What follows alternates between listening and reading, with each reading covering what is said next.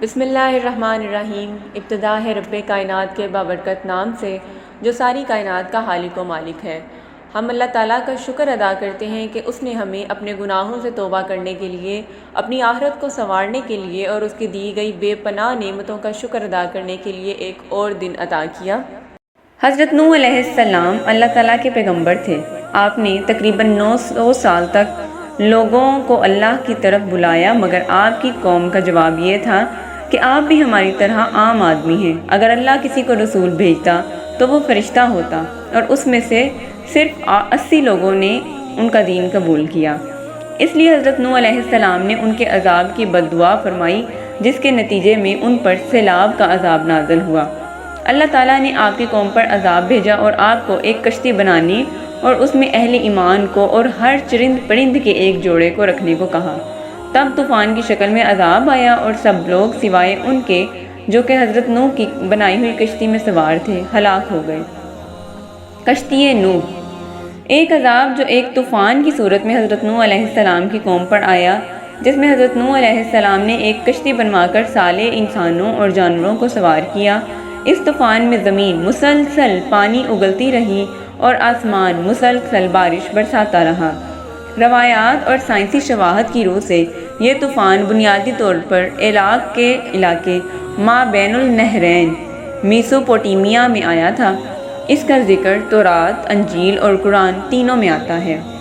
اللہ تعالیٰ نے آپ کو حکم دیا کہ آپ ایک کشتی تیار کریں، چنانچہ آپ کے لگائے ہوئے ساگوان کے درخت تیار ہوئے اور آپ نے ان درختوں کی لکڑیوں سے ایک کشتی بنائی جو 80 گز لمبی اور 50 گز چوڑی تھی، اور اس میں 3 درجے تھے۔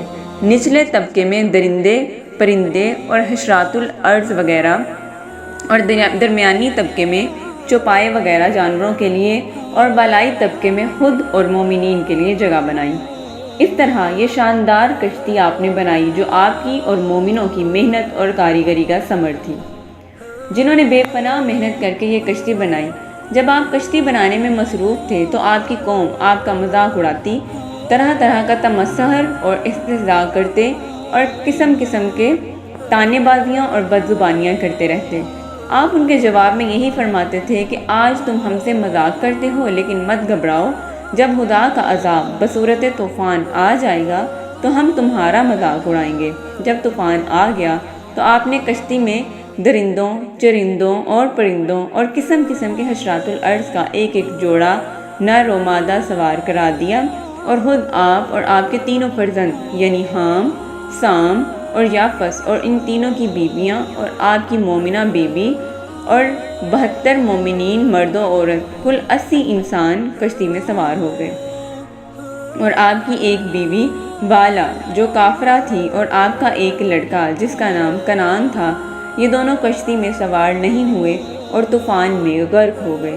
طوفان میں کشتی والوں کے سوا ساری قوم اور کل مخلوق غرق ہو کر ہلاک ہو گئی، اور آپ کی کشتی جودی پہاڑ پر جا کر ٹھہر گئی، اور طوفان ختم ہونے کے بعد آپ ماں کشتی والوں کے زمین پر اتر پڑے، اور آپ کی نسل میں بے پناہ برکت ہوئی کہ آپ کی اولاد تمام روئے زمین پر پھیل کر آباد ہو گئی۔